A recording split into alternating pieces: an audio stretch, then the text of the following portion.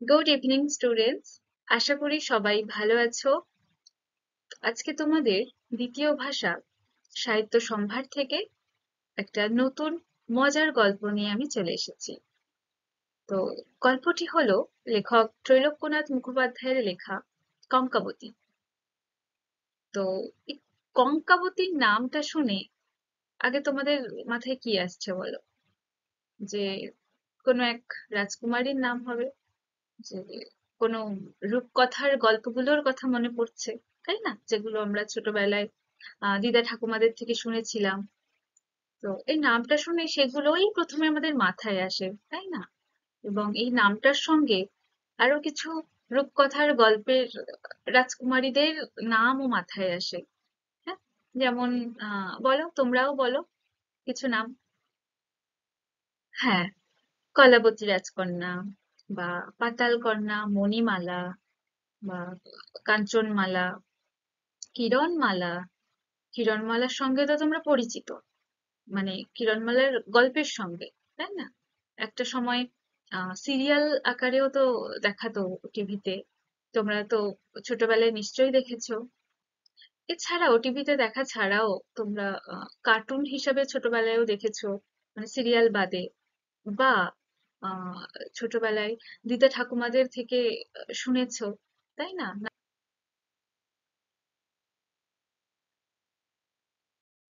তো এই ত্রৈলোক্যনাথ মুখোপাধ্যায় ছিলেন একজন বাঙালি সাহিত্যিক। বাংলা সাহিত্যে তিনি এক নতুন রকমের উদ্ভট হাস্যরসের প্রবর্তক ছিলেন। তাই বাংলা সাহিত্যের ইতিহাসে তিনি ব্যঙ্গকৌতুক রসের স্রষ্টা হিসাবে বিশেষভাবে পরিচিত। হুম। তো এই বিশিষ্ট ব্যক্তি, যার জন্ম হয় 1847 সালের 22শে জুলাই উত্তর চব্বিশ পরগনার রাহুতা গ্রামে। হুম। তার বাবা ছিলেন বিশ্বম্ভর মুখোপাধ্যায়, তার মা ছিলেন ভবসুন্দরী দেবী। তো ত্রৈলোক্যনাথ মুখোপাধ্যায়ের কর্মজীবন শুরু হয় এক স্কুলের শিক্ষকতার মধ্যে দিয়ে। তারপর তিনি নানান কাজ করেছেন, নানান পেশার সঙ্গে যুক্ত ছিলেন। ইন্ডিয়ান সিভিল সার্ভেন্ট ছিলেন, ভারতীয় সংগ্রহালয়ের কিউরেটর ছিলেন। হুম। অর্থাৎ আহ, ভারত সরকারের প্রতিনিধি হয়ে তিনি দুবার ইউরোপের নানান রাষ্ট্রে তিনি কিছুকাল করে গিয়ে অবস্থান করতেন। হ্যাঁ, এছাড়া লেখক বা সাহিত্যিক তো তিনি ছিলেনই। এবং তার লেখালেখির সময়কাল, অর্থাৎ সাহিত্য জীবনের সময়কাল ছিল তার 1888 থেকে মৃত্যু পর্যন্ত, 1919 পর্যন্ত। হ্যাঁ। তো এই সমস্ত কাজের মধ্যে দিয়ে, এবং বলা যায় তার বাংলা মাতৃভাষা ছাড়াও তিনি উড়িয়া, ফরাসি ইত্যাদি ভাষার সম্পর্কেও তার দক্ষতা ছিল। যাই হোক, তো এই বিশিষ্ট লেখক, যার বেশ কিছু বই তিনি রচনা করেছেন, তার মধ্যে উল্লেখযোগ্য কিছু গ্রন্থের নাম বলবো, যেগুলি হলো, প্রথমেই বলি কঙ্কাবতীর কথা। কঙ্কাবতী, যেটি 1892 সালে প্রকাশিত হয়, এবং এটা তার বিখ্যাত একটা উপন্যাস। হুম। তো এই কঙ্কাবতী উপন্যাস সম্পর্কে রবীন্দ্রনাথ ঠাকুর বেশ তারিফ করেছিলেন। বলেছিলেন যে এরূপ অদ্ভুত রূপকথা ভালো করিয়া লেখা বিশেষ ক্ষমতার কাজ। এবং আরো বলেন যে এতদিন পর বাংলায় আহ, একজন ভালো লেখকের অভ্যুদয় হয়েছে, এরকম কিছু। বা এছাড়াও আরো বলেছে যে যার লেখা আমাদের দেশের বালক বালিকা এবং তাদের পিতামাতাদের মনোরঞ্জন করতে পারবে। হুম, এরকম খুব ভালো তারিফ করেছেন রবীন্দ্রনাথ ঠাকুর। তো তাই এই কঙ্কাবতী উপন্যাসটি খুব বিখ্যাত একটা উপন্যাস, আহ, যেটা তোমরা পড়বে, যার একটু অংশ তোমরা তোমাদের পাঠ্যে রয়েছে, এবং যেটাই আমরা আজকে পড়বো। যাই হোক, এছাড়াও ফোকলা দিগম্বর, পাপের পরিণাম, ডমরুচরিত। ডমরুচরিত তার একটা বিশেষ মানে বিখ্যাত এক উপন্যাস। লুল্লু, পূজার ভূত, একঠেঙো ছকু, মুক্তমালা, ভানুমতী ও রুস্তম, সোনা করা জাদুঘরের গল্প ইত্যাদি নানান আহ বই তিনি লিখেছেন এবং রূপকথার মোড়কে তার মধ্যে হাস্যরস, হাস্য কৌতুক এবং বাস্তব সবটা মিলেমিশে তিনি লিখতেন। তার রচনার মধ্যে এগুলো ফুটে উঠতো। হ্যাঁ। উম, তো এরকম একজন বিশিষ্ট সাহিত্যিক বা লেখক যার মৃত্যু হয় 1919 সালে 3রা নভেম্বর। হুম, তো এই হলো লেখক পরিচিতি, অর্থাৎ লেখক সম্পর্কে আমরা জানলাম। এবার আসি গল্পে, অর্থাৎ যেটা আমাদের পাঠ্য বিষয়, আলোচ্য পাঠ্য, কঙ্কাবতী। চলো দেখা যাক। এই কঙ্কাবতী গল্পটি আসলে আহ ত্রৈলোক্যনাথ মুখোপাধ্যায়ের লেখা কঙ্কাবতী নামক এক হাস্যরসাত্মক উপন্যাস থেকে নেওয়া। হ্যাঁ, অর্থাৎ সেই উপন্যাসের একটা অংশ, খণ্ড অংশ, যেটা পাঠ্য আকারে তোমাদের দেওয়া হয়েছে দ্বিতীয় ভাষা সাহিত্য সম্ভারে, যেটা আমাদের আলোচ্য পাঠ্য, আমরা পড়বো। তো যেমনটা বললাম আগেও যে কঙ্কাবতী উপন্যাসটি প্রকাশিত হয় 1892 সালে। তো এই গল্পটি একটা ব্যাঙ ও কঙ্কাবতী নামে এক তরুণীর কথোপকথনের বর্ণনা করা হয়েছে। হ্যাঁ। আহ, আর সেই কথোপকথনের মধ্যে দিয়েই লেখক সমকালীন সমাজের, অর্থাৎ 19 শতকের সমাজের এক বাস্তব চালচিত্র ফুটিয়ে তোলে। হুম, যেমনটা তার লেখার ধাঁচ বা যেমন ভাবেই তিনি, যেমন আদলে তিনি লেখেন, তেমনটাই এক ব্যঙ্গ হাস্যরসাত্মক উপন্যাস বা গল্প, এক রূপকথার মতো গল্প, সেই হাসি মজার মধ্যে দিয়েই এক কঠিন বাস্তব আমাদের সামনে চলে আসে। হুম, তো চলো গল্পটি এবার বিস্তারিত ভাবে পড়ে দেখা যাক। কি বলছে? গল্পটা শুরু হচ্ছে এমন: বন জঙ্গল গিরি গুহা অতিক্রম করিয়া উন্মাদিনীর ন্যায় কঙ্কাবতী চলিলেন। এবং এখানে গল্পের শুরুতেই কঙ্কাবতীর কথা উল্লেখ রয়েছে যে বন জঙ্গল গিরি গুহা, অর্থাৎ বন জঙ্গল তো জানো, গিরি গুহা, গিরি মানে কি, যে পাহাড় পর্বত, গুহা, এই সমস্ত অতিক্রম করে অর্থাৎ পার করে উন্মাদিনীর ন্যায় কঙ্কাবতী চলিলেন। উন্মাদিনীর ন্যায়, উন্মাদিনী, উন্মাদ, উন্মাদিনী, যে পাগলের মতো। হ্যাঁ, পাগলের মতো হয়ে কঙ্কাবতী চলিলেন। কত পথ যাইলেন, কত দূর চলিয়া গেলেন, কিন্তু গ্রাম দেখিতে পাইলেন না। অর্থাৎ কঙ্কাবতী কোথাও একটা যাচ্ছেন বা চলেছেন, সেখানে কি কি পার করলেন না, বন জঙ্গল, পাহাড় পর্বত গুহা, এই সমস্ত অতিক্রম করে পাগলের মতো কঙ্কাবতী চলেছেন। কত পথ যাইলেন, যে কত রাস্তা গেলেন, কত দূর চলে গেলেন, হাঁটছেন, কেবল হাঁটছেন, কিন্তু কোনো গ্রাম দেখতে পেল না বা পেলেন না। রাত্রি প্রভাত হইল, অর্থাৎ রাত শেষ হয়ে ভোর হলো। প্রভাত মানে কি? প্রাতঃকাল বা উষাকাল। আহ, প্রভাত বলতে যে ভোর ভোর, হ্যাঁ, সেটা কিন্তু প্রভাত। আবার যখন সূর্য বার হয়ে যাবে, একেবারে সূর্য যখন একেবারে উদয় হয়ে যায়, তারপরে কিন্তু সেটা সকাল হয়ে যায়, তার আগ মুহূর্তটাই কিন্তু প্রভাতকাল। যাই হোক, তো রাত্রি প্রভাত হইল, যে রাত পার হয়ে ভোর হলো। তারপর সূর্য উদয় হইলেন, তারপর সূর্য উদয় হইলেন। যে উদয় মানে কি? উত্থান হওয়া বা সূর্য উদয় তো তোমরা জানোই।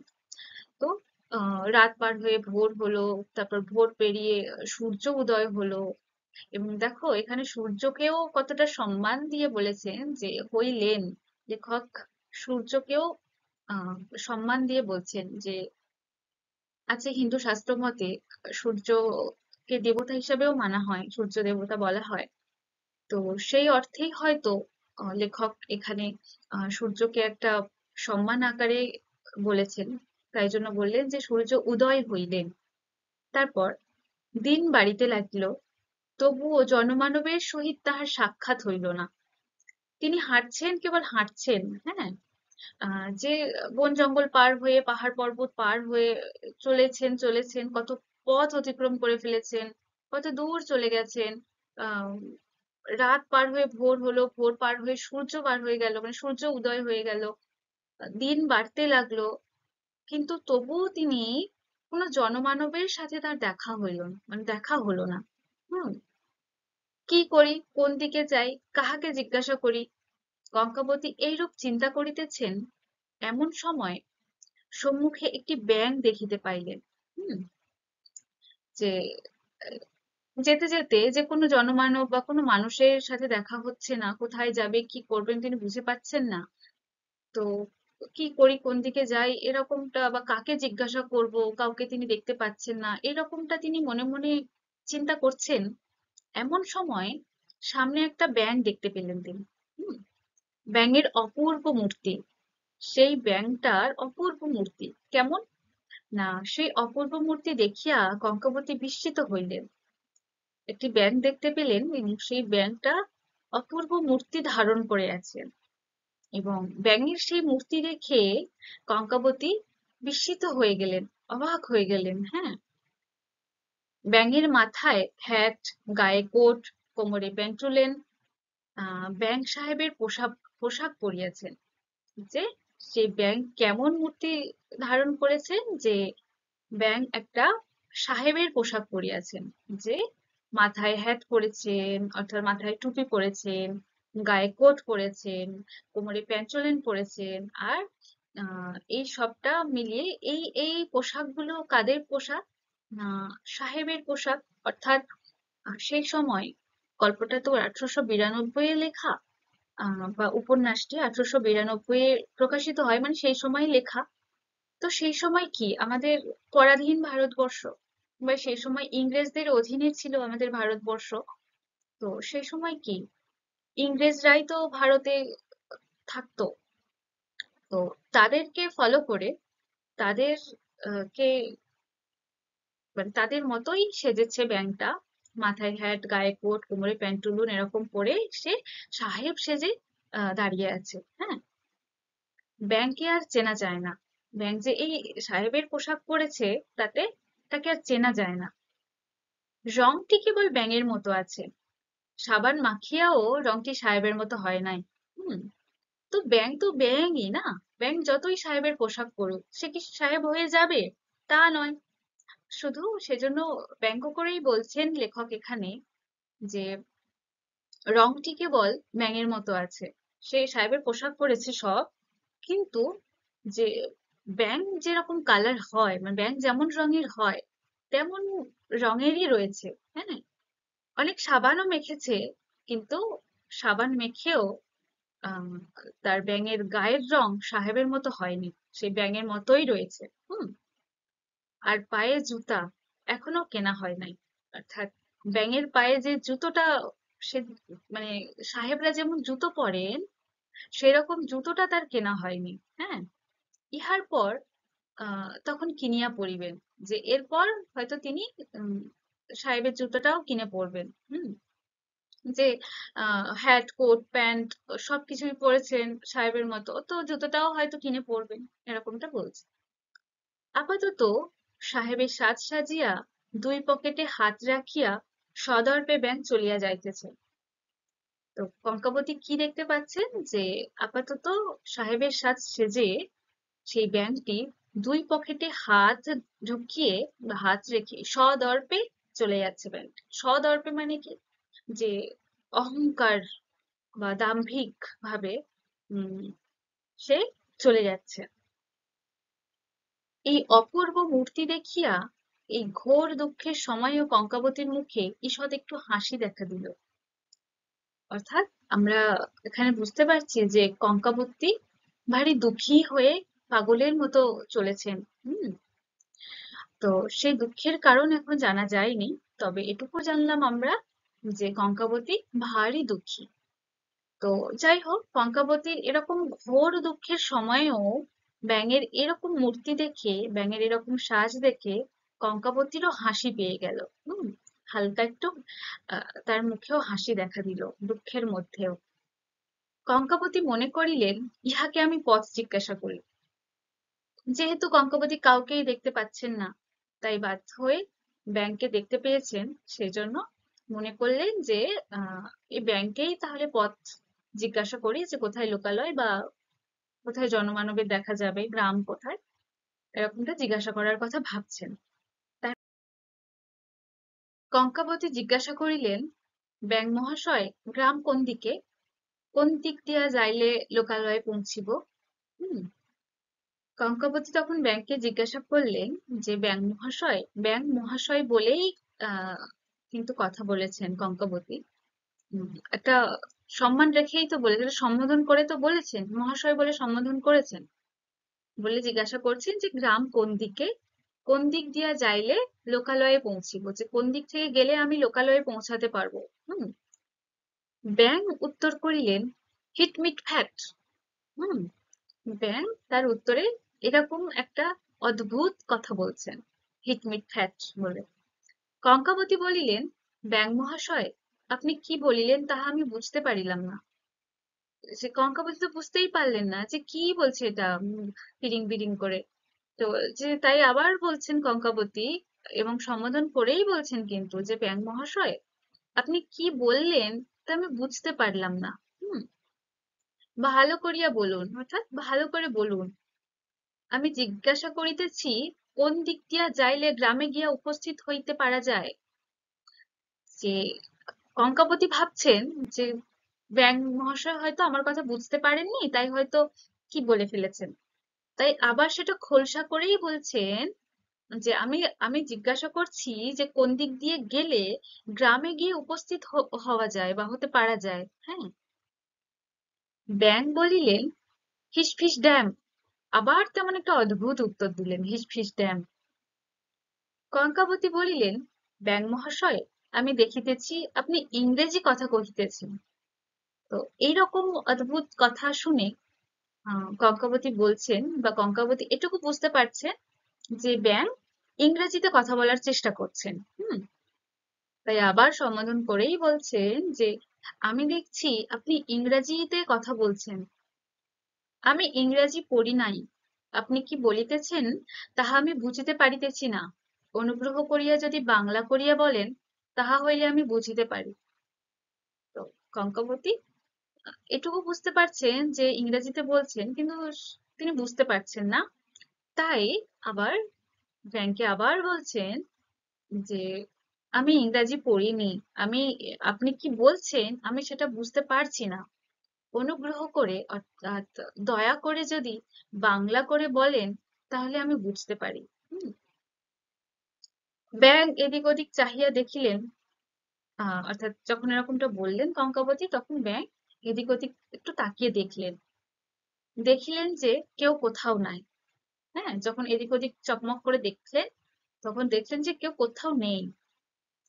কারণ লোকে যদি শুনে যে তিনি বাংলা কথা কহিয়াছেন, তাহা হইলে তাহার জাত যাইবে, সকলে তাহাকে নেটিভ মনে করিবে। হুম। তো ব্যাঙের এদিক ওদিক করে দেখার কারণ কি?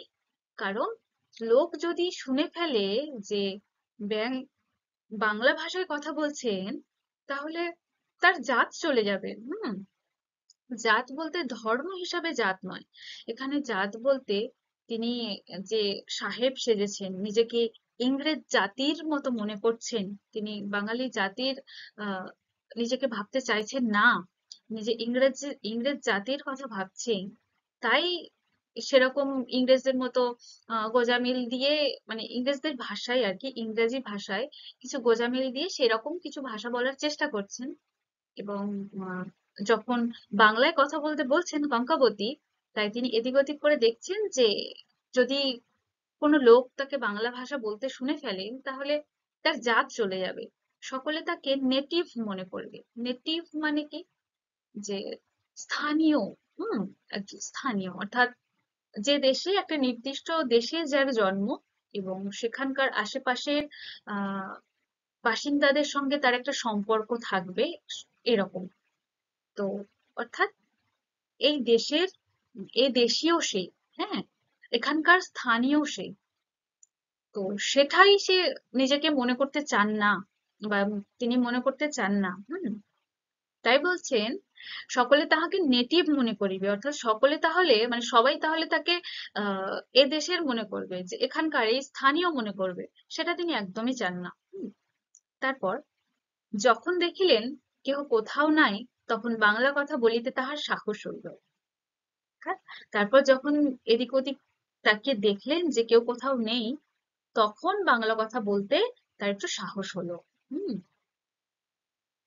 কঙ্কাবতীর দিকে কোপ দৃষ্টিতে চাহিয়া অতিশয় ক্রুদ্ধভাবে ব্যাঙ বলিলেন, কোথাকার ছুরি রে তুই?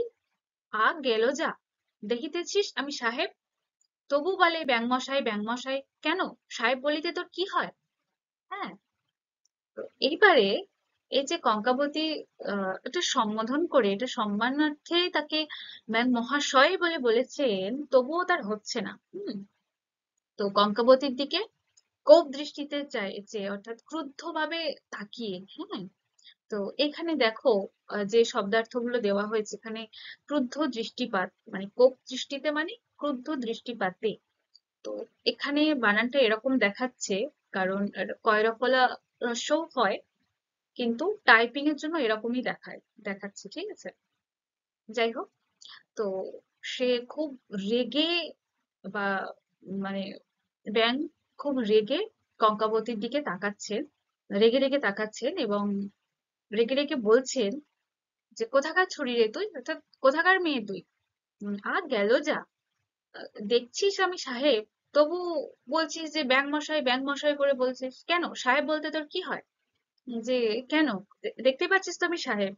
সে নিজেকে সাহেবই মনে করছে। হ্যাঁ, যে সে ভেবেছে, অর্থাৎ ব্যাগ ভেবেছে যে সেরকম হ্যাট কোট প্যান্ট পরলেই সাহেব হয়ে যাওয়া যায়। হুম, এবং ওই হিট মিট ফিশ, তারপরে ফিশ ফিশ ড্যাম, এই সমস্ত উল্টোপাল্টা ইংরেজি ভাষার কিছু জুড়ে জাড়ে বললে সেটা ইংরেজি ভাষা হয়ে যায়। হ্যাঁ, এবং তাই সে নিজেকে সাহেব বলে মানতে শুরু করে, নিজেকে সাহেব বলে মনে করে। তাই জন্য কঙ্কাবতী যখন তাকে মহাশয় বলে সম্বোধন করে তাতেও সে রেগে যায়। হুম, তাই রেগে গিয়েই বলছে যে কোথাকার ছুরি রে তুই, গেল যা, দেখছিস যে আমি সাহেব, তবু ব্যাঙ মশাই ব্যাঙ মশাই। কেন, সাহেব বলতে তোর কি হয়? যে আমাকে সাহেব বলতে তোর কোথায় অসুবিধে, সাহেবই তো বলতে পারিস, আমি তো সাহেব। এরকম আর কি। কঙ্কাবতী বলিলেন, ব্যাঙ সাহেব, আমার অপরাধ হইয়াছে, আমাকে ক্ষমা করুন। এক্ষণে গ্রামে যাইব কোন দিক দিয়া, অনুগ্রহ করিয়া আমাকে বলিয়া দিন। কঙ্কবতী তাই আবার বলছেন যে ব্যাঙ সাহেব, তাকে সাহেব বলতে বলেছে, তাই কঙ্কবতী এবার ব্যাঙ সাহেব বলে বলেছে। আগে ব্যাঙ মহাশয় বলেছেন, তাতে ব্যাঙ মহাশয় ক্রুদ্ধ হয়েছেন, তাই জন্য তাকে সাহেব বলতে বলায় আবার সাহেবও বলছে যে ব্যাঙ সাহেব। আমার অপরাধ হইয়াছে, অর্থাৎ কঙ্কাবতী আহ ব্যাঙ সাহেবকে বলছেন যে আমার ভুল হয়ে গেছে, আমাকে ক্ষমা করুন। এখন গ্রামে যাব কোন দিক থেকে, দয়া করে আমাকে সেটাই বলে দিন। হ্যাঁ, এরকম বলছে।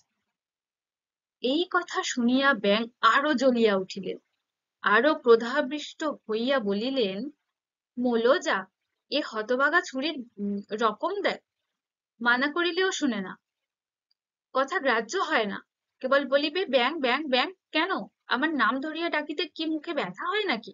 আমার নাম মিস্টার গামিশ। হুম, তো এবারে যখন তাকে ব্যাং সাহেব বলে ডাকতে বলা হয়, তখন কঙ্কাবলী তাকে ব্যাং সাহেব বলে। হ্যাঁ, মানে তাকে সাহেব বলতে বলে, সে ব্যাং সাহেব বলে, কারণ সে তো ব্যাঙই, কঙ্কাবলী তো তাকে দেখতেই পাচ্ছে, চিনতেই পারছে যেটা ব্যাং। আহ সাহেব সাজার চেষ্টা করছে মাত্র। হুম, কঙ্কাবতী তো মানুষ, সে তো বুঝতেই পারছে দেখে এরকম ভেলকি, তো সেই জন্য তাকে সাহেব বলতে বলায় সে ব্যাঙ সাহেবই বলে, তিনি ব্যাঙ সাহেবই বলে। তো যাই হোক, আবার যখন বললেন যে দয়া করে আমাকে বলে দিন কোন দিক দিয়ে আমি গ্রামে যাব, তো সেই ব্যাঙ সাহেব শুনে ব্যাঙ আরো জ্বলে উঠলেন, যে সে মানে একদম তেলে বেগুনে জ্বলে উঠলেন, একদম হ্যাঁ চিড়কিয়া হয়ে গেলেন। তো তাই আরো ক্রোধাবিষ্ট হয়ে বলিলেন, বা এবার আরো ক্রোধান্বিত হয়ে বা আরো রেগে গিয়ে বলছেন যে মলোজা, এ হতভাগা ছুরির রকম দেখো। যে এগুলো রাগের বশে বলা কথা তার। হ্যাঁ, যে মানা করিলেও শোনে না, যে মানা করছি অর্থাৎ বারণ করছি তাও শুনছে না, কথা গ্রাহ্যই হয় না, যে কথা তার কানে যাচ্ছে না, সে গ্রাহ্যই করছে না, গুরুত্বই দিচ্ছে না আমার কথার। এরকমটা বলছে। কেবল বলিবে ব্যাং ব্যাং ব্যাং, কারণ দেখো, কঙ্কাবতী যখন মহাশয় বলেও সম্বোধন করেন তখন ব্যাঙ কথাটাও জুড়ে ছিল।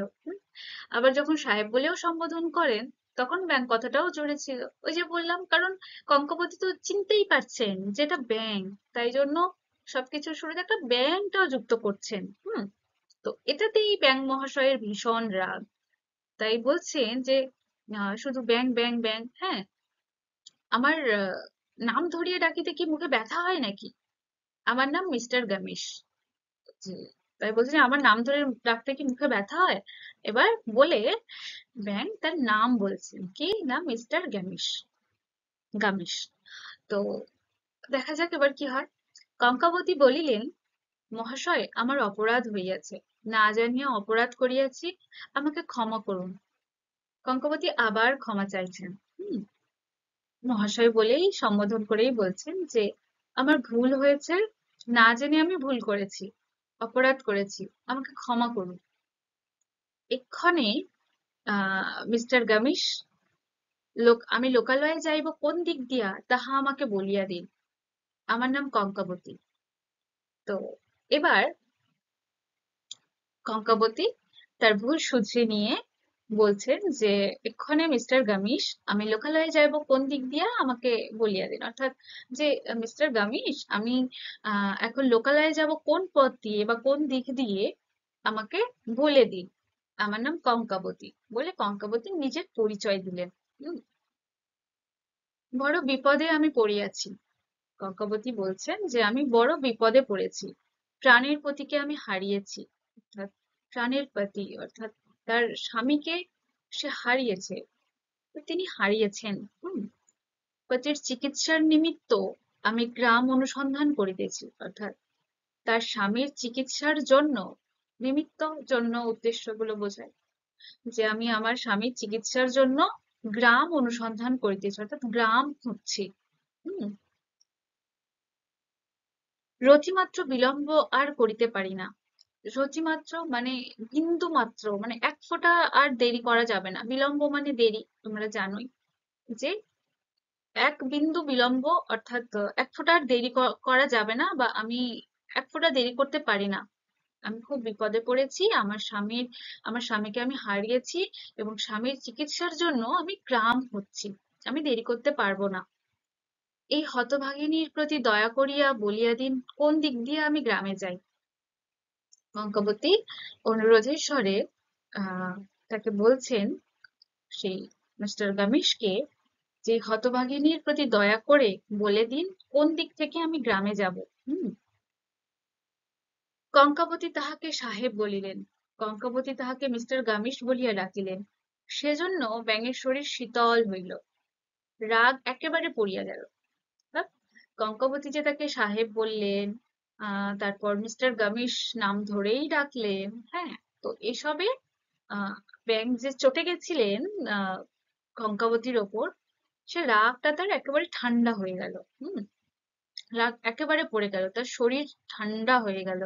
তার শুনে একটু মানে আহ তাকে যে কেউ সাহেব বলে ডাকছে, তার সেই সাহেবের সাজ, সেটা যেন সার্থক হয়েছে, সেটা যে মনে করতে পারছে আর কি। আহ, এবং তাকে তার নাম ধরেই ডাকছে, মিস্টার গামিশ বলে ডাকছে। তাতে তার সেই আনন্দে, সেই একটা শান্তি পেয়ে তার শরীরটা যেন একদম ঠান্ডা হয়ে গেল। হ্যাঁ, এবং রাগ, কঙ্কাবতীর উপর যে রেগে গেছিল, এতটাই রেগে গেছিলেন, সে রাগটা সব কমে গেল। হুম, তারপর কঙ্কাবতীর প্রতি হৃষ্ট হইয়া ব্যাঙ জিজ্ঞাসা করিলেন, হৃষ্ট, এখানে হৃষ্ট মানে সেই হৃষ্টপুষ্ট বাচ্চা এইরকম নয়। হ্যাঁ, এখানে হৃষ্ট বলতে আনন্দ, খুশি হয়ে। তো কঙ্কাবতীর প্রতি সেই ব্যাঙ খুশি হয়ে জিজ্ঞাসা করলেন, আমি সাহেব হইয়াছি কেন তা জানো? এবার আহ, ব্যাঙ তার সঙ্গে গল্প করার চেষ্টা করছে। কি গল্প করছেন বা কি বলার চেষ্টা করছেন না, বলছেন যে আমি সাহেব হয়েছি কেন তা জানো? কঙ্কাবতী উত্তর করিলেন, আগে না, তা আমি জানি না। মহাশয়, গ্রামে কোন দিক দিয়া যাইতে হয়? গ্রাম এখন হইতে কত দূর? এখান হইতে কত দূর? কঙ্কাবতীর কিন্তু এই সমস্ত ব্যাঙের গল্প শোনার বিন্দুমাত্র তার ইচ্ছে নেই, বা তার সময়ও নেই। তার সে বিপদে পড়ে এখানে এসেছে তাকে জিজ্ঞাসা করতে। তিনি গ্রামে যাবেন তার স্বামীকে আহ, সুস্থ করানোর জন্য, চিকিৎসা করানোর জন্য। হুম, তিনি দেরি করতে চাইছেন না। তবু ব্যাং মহাশয় এবার, অর্থাৎ মিস্টার গমেশ, সে তার নিজের গল্প বলা শুরু করে দিয়েছে। হ্যাঁ, তো কঙ্কাবতী আশায় আর কি যে এই ব্যাংক যদি তার রাস্তা বলে দেয়, তাই জন্য তাকে আবার দুবার করে আর চটানোর চেষ্টা মানে চটাতে যদি না হয় সেই জন্য আর কি বলছে যাতে না চটে। তাই যা হোক করে উত্তর করলেন বা বললেন যে আগে না, তা আমি জানি না। হুম, বলে আবারও বলছেন যে মহাশয় গ্রামে কোন দিক দিয়ে যাইতে হয়, গ্রাম এখান থেকে কত দূর। আবার কঙ্কাবতী গ্রামের কথাই জিজ্ঞাসা করছেন, তার কারণ তাকে তো, সে তো গ্রামই খুঁজছে না, তাকে তো গ্রামে যেতে হবে। আবার জিজ্ঞাসা করলেন। ব্যাং বলিলেন, দেখো লঙ্কাবতী, তোমার নাম লঙ্কাবতী বলিলে বুঝি? দেখো লঙ্কাবতী, একদিন আমি এই বনের ভিতর বসিয়াছিলাম, হাতি সেই পথ দিয়া আসিতেছিল। আহ যাই হোক, তারপরে তো শেষ। তো ব্যাং তার উত্তরে বলছেন সে গ্রামের কথা কিন্তু বলছেনই না। হুম, ঘুরে ফিরে সে নিজের কথাই বলছে। হ্যাঁ, বলছে যে দেখো লঙ্কাবতী, তোমার নাম লঙ্কাবতী বলিলে বুঝি? যে কঙ্কাবতী তার নাম বলেছেন যে আমার নাম কঙ্কাবতী, সেই ভুলে গেছে, ব্যাং ভুলে মেরেছে। দিয়ে তাকে বলছে যে দেখো লঙ্কাবতী, লঙ্কাবতীর নাম দিয়ে তাকে বলছেন তোমার নাম লঙ্কাবতী বলিলে বুঝি? যে তুমি তোমার নাম লঙ্কাবতী বললে তাই না, এরকম আর কি। দেখো লঙ্কাবতী, একদিন আমি এই এই বনের ভিতরে বসিয়াছিলাম, হাতি সেই পথ দিয়ে আসিতেছিল। যে একদিন আমি এই বনের ভিতর বসেছিলাম আর এই রাস্তা দিয়েই একটা হাতি আসছিল। দিয়ে তার একটা গল্প বলা শুরু করবে। এবং আজকে এইটুকুই। হুম, তো পরের ক্লাসে আমরা এই গল্পের পরবর্তী অংশ নিয়ে আবার হাজির হব এবং বিস্তারিতভাবে আবার আলোচনা করব। ঠিক আছে? তো আজকে আমরা পড়ছিলাম লেখক ত্রৈলোক্যনাথ মুখোপাধ্যায়ের লেখা তার কঙ্কাবতী উপন্যাসের অন্তর্গত বা কঙ্কাবতী উপন্যাসের অংশ তোমাদের পাঠ্যের কঙ্কাবতী গল্পটি। এবং আজকে ক্লাসে আমরা লেখক ত্রৈলোক্যনাথ মুখোপাধ্যায় সম্পর্কে জানলাম এবং গল্পটির অল্প একটু বিস্তারিতভাবে আমরা পড়লাম। তাই তো? তো ঠিক আছে, ভালো থেকো সবাই। এর এই গল্পের পরবর্তী অংশ নিয়ে দেখা হচ্ছে পরের ক্লাসে। ধন্যবাদ।